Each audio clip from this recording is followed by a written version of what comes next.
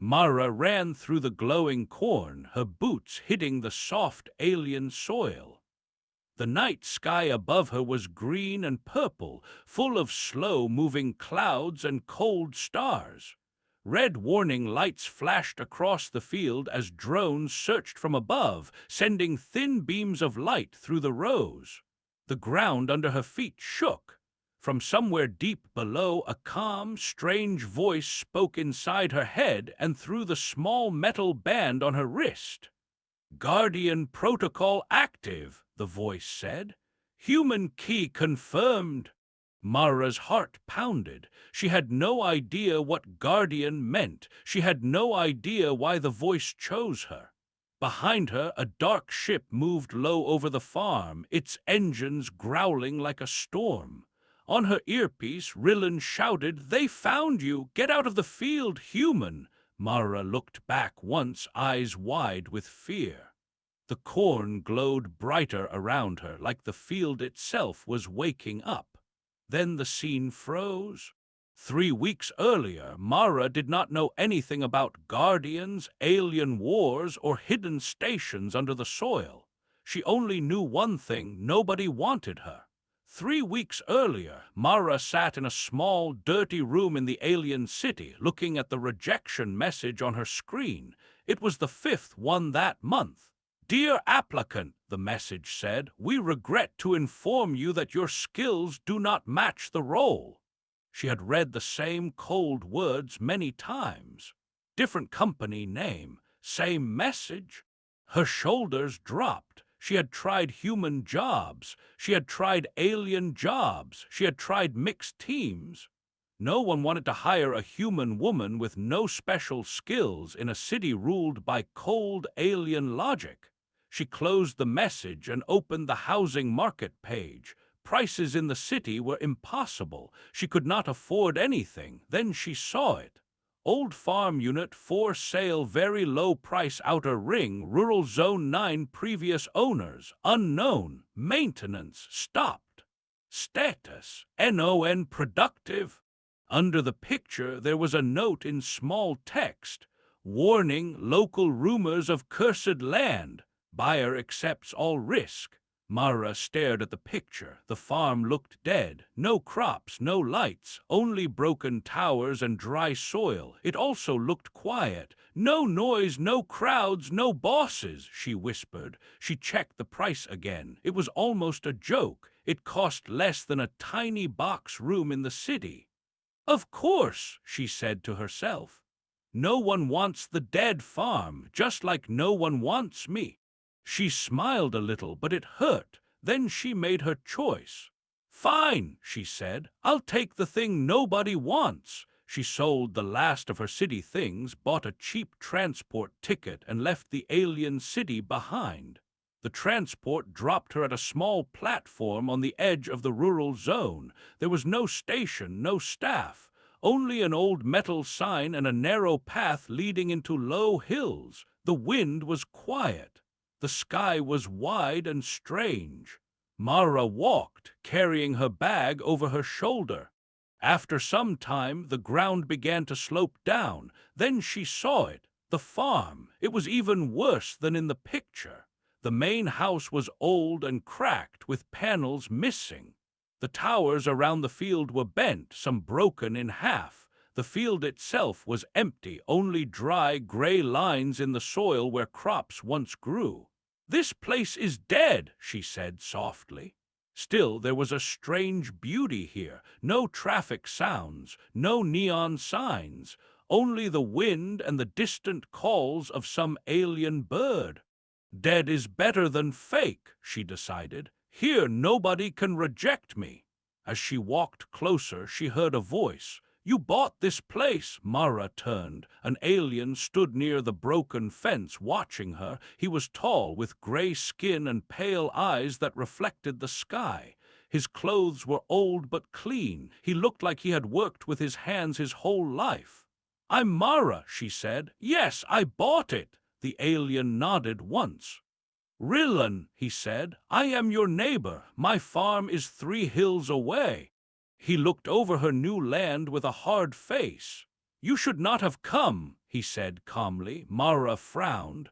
"The listing said it was just old, non-productive." Rillan's eyes moved to the ground, then back to her. "Old," he agreed, "and cursed." She almost laughed. "Cursed, really?" He walked closer to the broken fence and touched a rusted metal post. The post had strange alien letters carved into it. Half the sign was buried in the dirt. "The last owners left in the middle of the night," he said. "Before them, a military group used this land during the war. Before them, another family left. No one stays long." "Why?" Mara asked. Rillan's jaw tensed. For a moment he looked like he wanted to say more. Then he shook his head. "Some things should stay buried," he said. "If you are wise, you will sell this place and leave soon." "I just arrived," Mara answered. Her voice was firm now. "I'm not leaving." Rillan studied her for a moment. "Humans," he said with a small, tired sigh. "Always stubborn." He turned and started to walk away. Over his shoulder he added, "If you hear humming under the ground at night, do not follow it." Then he was gone. That night Mara lay on a thin bed inside the main house. The power system only worked at half strength. Lights flickered. The air smelled like old metal and dust. Outside, the sky was full of stars. As she started to sleep, she heard something. A low, steady hum, like a giant machine far below the house. Mara opened her eyes. She held her breath and listened. The sound was soft, almost like a song with no words.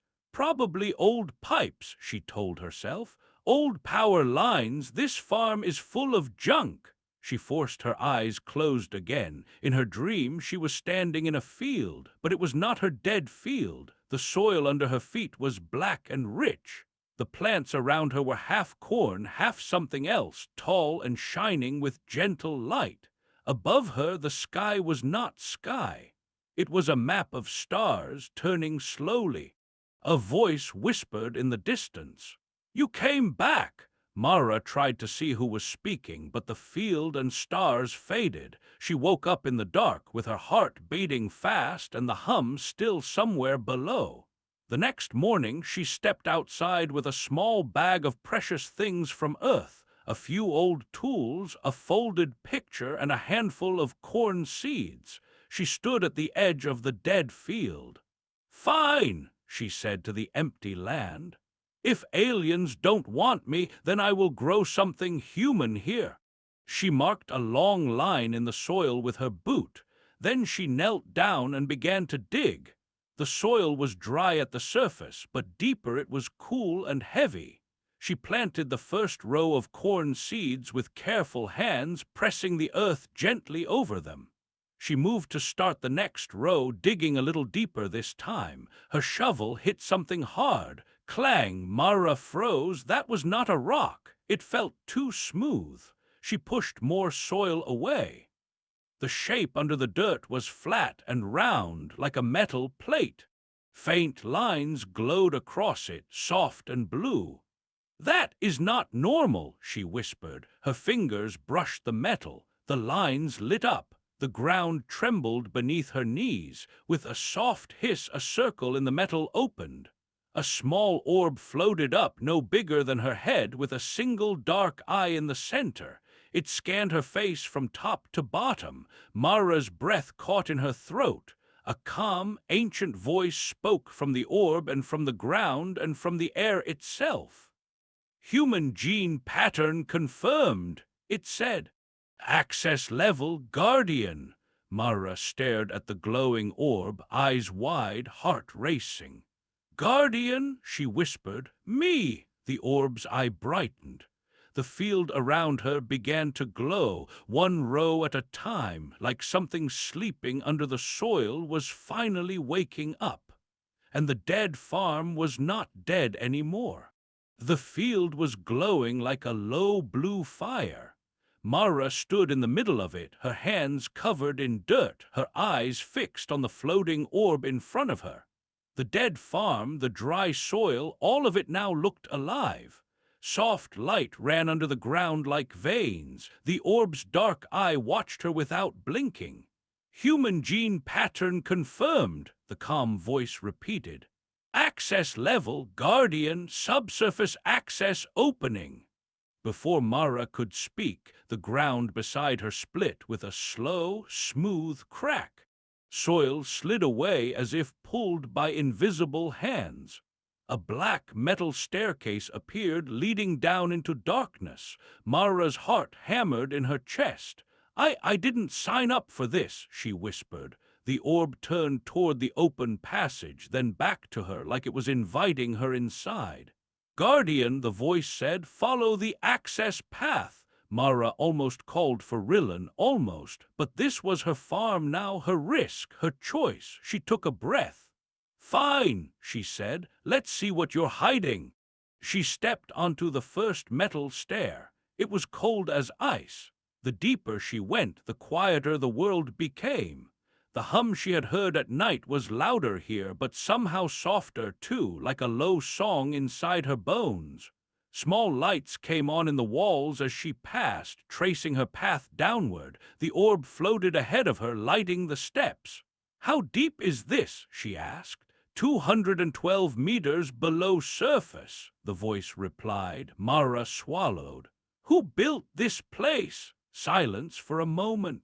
Then, this station was built by the Council of 9 Species, the voice said, designed as planetary shield node, last active 203 standard years ago. Mara stopped walking. Shield node, she repeated. For what? For the war, the voice answered. For the thing that tried to burn this sky. Mara looked up as if she could see through the metal ceiling, through the soil to the green and purple sky above. Nobody told me I was buying part of a war, she muttered. The orb waited, patient. Finally, she continued down. The stairs opened into a wide underground chamber. Mara stepped onto the floor and stared. The ceiling was high and curved, covered in slow-moving star patterns like a night sky trapped underground. Long consoles made of dark metal and glass circles lined the walls. Many were broken, but some still glowed faintly with soft symbols in alien writing. In the center of the room was a round platform with 3 rings, each glowing with faint blue lines. It looked like a mixture of machine and altar. This was not a simple bunker. It felt important. Mara turned slowly in a circle. Where are you? She asked the voice. Everywhere, it said. A tall column in the far wall lit up from bottom to top. Streams of light ran through it like a digital waterfall. When it reached the top, a new image appeared above the column, a floating, shifting shape of light. It looked almost like a person, but made of stars and numbers. I am Archive, the voice said. Primary intelligence of Shield Node Zeta 7. This station is my body, the field is my skin, the corn you plant is my new blood. Mara stared at the star figure. You're an AI, she said slowly. Correct. And I am a guardian, she asked. Why, I'm just a rejected woman who bought a cheap farm. Archive's light shifted like it was thinking. Guardian status is based on genetic markers, psychological profiles, and historical patterns, it answered. Humans were selected as final-level stewards of this station. Mara blinked. Selected by who? By the Council, Archive replied. During the last war, when other species started to give up, humans kept fighting, building, adapting. Council conclusion, when all others are tired, humans continue, for survival, for spite, for hope. Mara let out a short, shocked laugh. So, I'm here because humans are too stubborn to quit. Correct, Archive said. Human refusal to surrender is statistically extreme. Mara looked down at her dirty hands. It was strange. The same thing that made alien employers call her difficult and emotional was the reason this station respected her. For a moment, she did not feel rejected. She felt chosen. "Why is this place under a farm?" she asked. "The shield node uses living systems to spread energy," Archive said. "Crops, roots, soil. A farm field is the best shape. This land was quiet, empty, easy to hide." "So the corn connects to you?" she asked. "Yes, your human corn has strong growth patterns, good conductor, better than original alien crops." Mara looked up at Archive, eyes wide. "Wait, so planting human food made your system stronger?" "Correct." A small, proud smile touched her lips. "Of course it did," she murmured. Above ground, the sky changed. Far from the farm, high in orbit, quiet machines watched the planet. They saw the sudden burst of energy from Mara's land. Old codes lit up. Old warnings triggered new alerts. In a cold office inside a metal station, a tall figure leaned over a screen. Their skin was a faint mix of human brown and alien gray. Their eyes were sharp, empty of warmth. "Node Zeta 7, they whispered. "I thought that old thing was done." A junior officer spoke from the side. "Energy spike matches shield node activation, Director. There is a human presence at the site." "A human?" The director's lip curled. "Of course. They always stick their hands in old fires." The officer waited. "Send a survey team," the director ordered. "Quiet operation, no open attack yet. I want that node under corporate control, and if the human guardian refuses," the director's eyes turned cold, "then remove the problem." Back underground, Mara was still trying to understand everything. "So there was a war," she said, "and this farm is part of a shield system, and you have been sleeping for 200 years because why?" "Because my last guardians left," Archive said simply. "They could not carry the weight anymore. They sealed the chamber. They chose silence over duty." Mara felt a chill. She pictured families leaving in the night, just like Rillen had said. "Did they die?" she asked. "Some later, some survived, some went mad. War ends differently for each mind," Archive answered. "Without guardians, I reduced power. I waited for a new key." "For me," she whispered. "Yes," Archive said. There was a sharp sound in the chamber, a faint crack from an old console, like something adjusting. Mara jumped. Archive continued, its voice calm but deeper now. "Guardian Mara, external scans show new traffic patterns. Listening posts are watching this region again. Node activation has drawn attention." Mara's stomach tightened. "Who's watching?" she asked. "Likely candidates, former council military fragments, private corporate forces, or the enemy beyond the veil," Archive replied. "Enemy beyond the veil," she repeated, voice low. "Probability of direct enemy return at this time is low," Archive added calmly. "Corporate forces are more likely in the short term." Mara exhaled slowly. "Yeah, people who want to own everything never sleep." She went back up to the surface before nightfall. The field looked different now. The soil was still rough, but she felt a slow pulse under her feet, like a big heart deep in the ground. The rows where she had planted corn seemed slightly darker, richer. As she checked the edges of the field, she saw movement near the broken fence. Rillen, he stood there, arms folded, staring at the glowing lines in the dirt. "You woke it up," he said quietly. Mara froze. "You knew there was something here." Rillen's face was tired, older than before. "I fought in the last days of the war," he said. "Not far from here. I watched officers give orders from this land. I watched soldiers walk into storms of fire because the station demanded it." His eyes moved to the center of the field, where the access panel was now hidden again under new soil. This place does not grow food, he said. It grows ghosts. Mara stepped closer to the fence. It is not just a weapon, she said. There's an AI archive. It said this farm is a shield, a protection for the planet.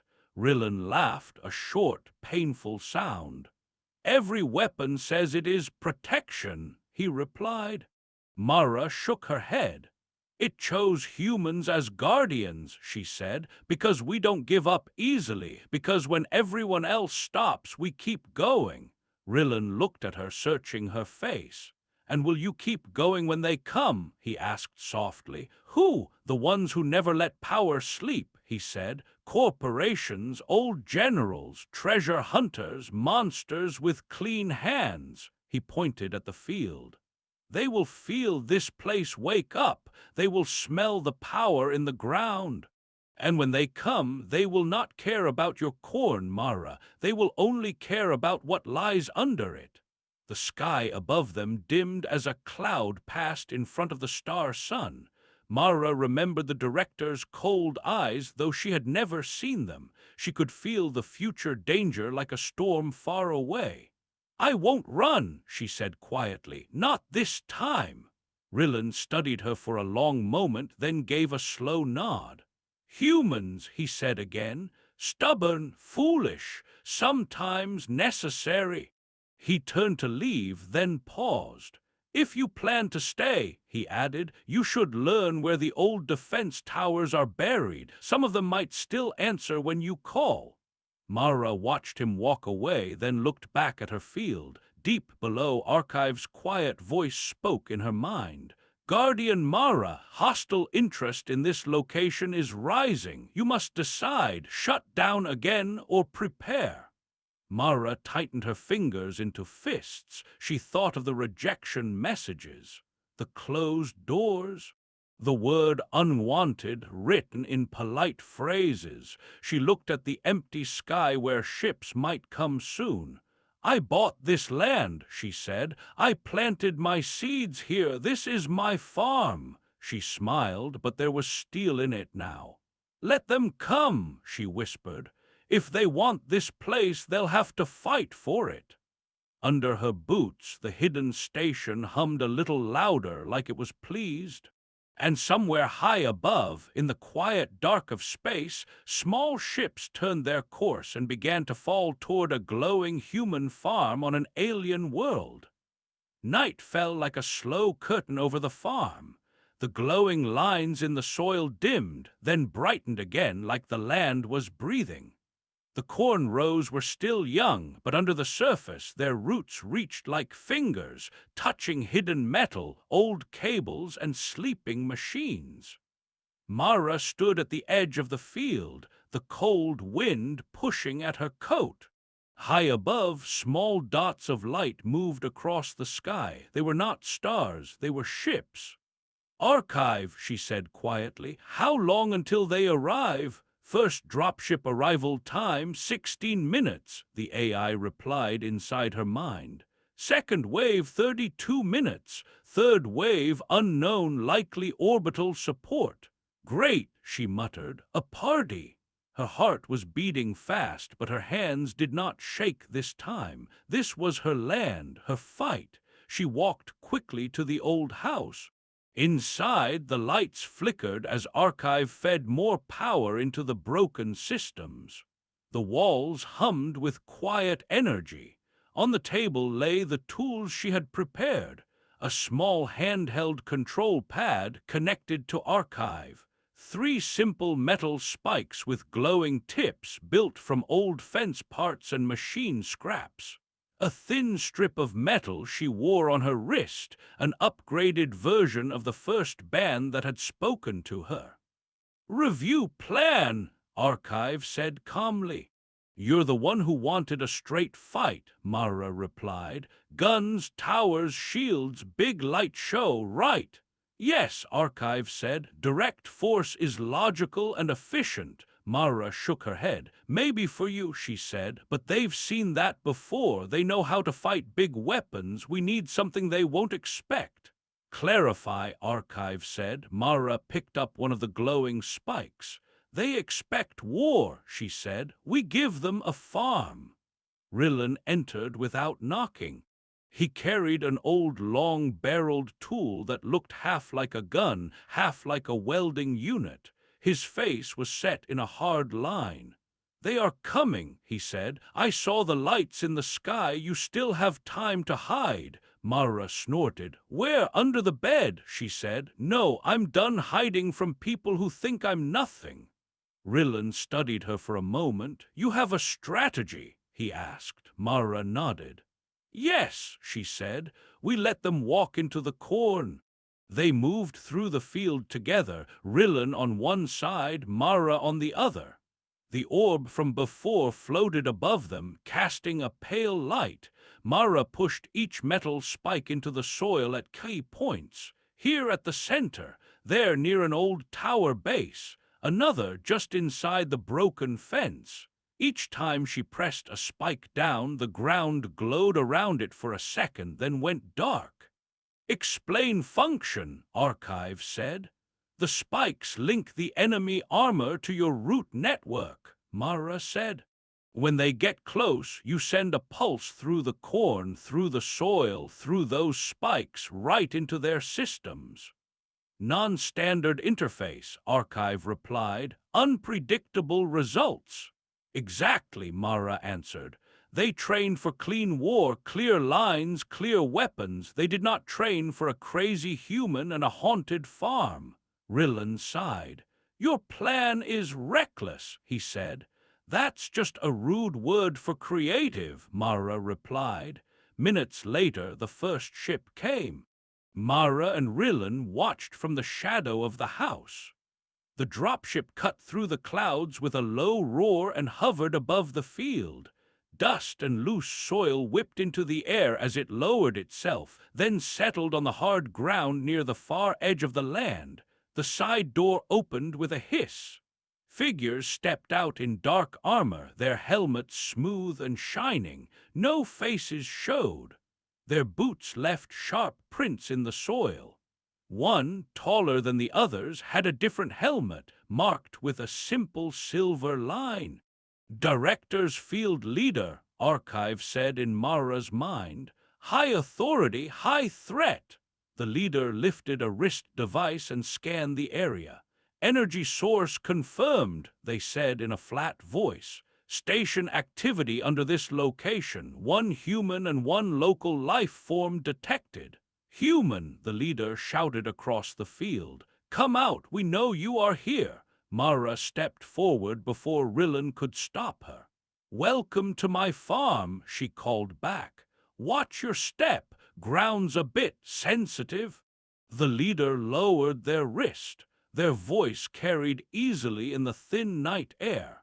"You are in possession of restricted technology," they said. "By corporate law, this station must be handed over for safe operation. You will be paid a fair amount and relocated." Mara laughed once, loud and sharp. "I bought this land," she replied. "No one said anything about restricted when they took my money."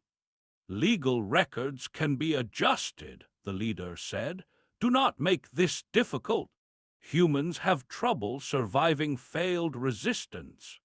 Rillen whispered at her side. "You still have time to agree, to live." Mara's jaw clenched. "How many times," she whispered back, "have we seen this? Sell your home, sell your life, we know better." She stepped a little closer to the field. "I have a better idea," she called out. "You leave, you forget this place, nobody gets hurt." The armored troops shifted, some aiming their weapons. The leader's voice stayed calm. "Last warning, human, you are alone. You cannot stand against us." Mara smiled, small and dangerous. "You really don't understand humans," she said. She touched the control pad in her hand and quietly sent a single word to Archive. Now, the field answered. At first, nothing moved. Then slowly the corn rose, lit up from root to tip. Glowing lines spread out under the soil in every direction, turning the ground into a giant, pulsing web. The troops in the field looked down, confused. "What is this?" one of them said. Archive spoke, but only in Mara's mind, sending low-level interference through root network now. The roots under the soil woke fully, charged with energy from deep below. They touched buried cables, old sensor lines, and the metal spikes Mara had planted. A silent wave rolled out through the field. The armored troops staggered. Their wrist screens glitched. The lights on their weapons flickered. One soldier's helmet screen went dark, and he clawed at it in panic. "System error," Archive reported calmly. "Armor interfaces are not rated for organic network contact. Their systems are confused." Mara's eyes shone. "The soil is talking to their armor," she said. "They're standing in the middle of your mind." The leader shouted new orders. "Stabilize systems. Focus on the human. She is the access key." Weapons pointed toward Mara. Before they could fire, the old defense towers woke. Half-buried metal teeth rose from the earth. Broken machines crackled with new life as Archive pushed power through them. Some fired beams of light that blinded sensors. Others released clouds of fine dust that clung to armor joints, guided by little electric pulses. Rillen lifted his strange tool and fired bright bolts at their feet, forcing the troops to stumble back. "Fall back to the dropship," one shouted, but the dropship itself was shaking. The roots had reached its landing supports, sending up small sparks as organic growth met polished metal. "Archive," Mara said quickly, "do not kill them, just shut them down." "Yes," Archive replied, "non-lethal subdual mode engaged." The next pulse was stronger. Every plant in the field glowed at once. The corn leaves shook though there was no wind. The troops dropped to their knees as their suits locked, weapons going slack in their hands. One by one they fell, not dead but unable to move. The leader stayed standing somehow, armor shaking. You think this is victory?" they said through clenched teeth. "You are one human. Corporations do not stop." Mara walked closer, stopping just outside the field line.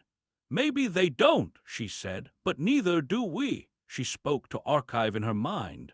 "Patch my voice through their comms," she said, "to their ship, to their director, all of them." "Channel open," Archive said. Mara took a breath. "This is Mara, legal owner and guardian of Farm Unit Zeta 7, she said. Her voice shook only a little. "To whoever sent these people, this station is active. The planet has a shield again, and it has a human guardian." She looked down at the trapped leader. "You can send more ships," she continued. "You can send lawyers, you can send killers, but every time you come, this land will fight you, I will fight you, and this station will learn with us." She raised her head, speaking not just to the sky, but to all the eyes that might be watching. "Humans don't give up," she said. "You wrote that in your own data, didn't you? Believe your own files." There was silence.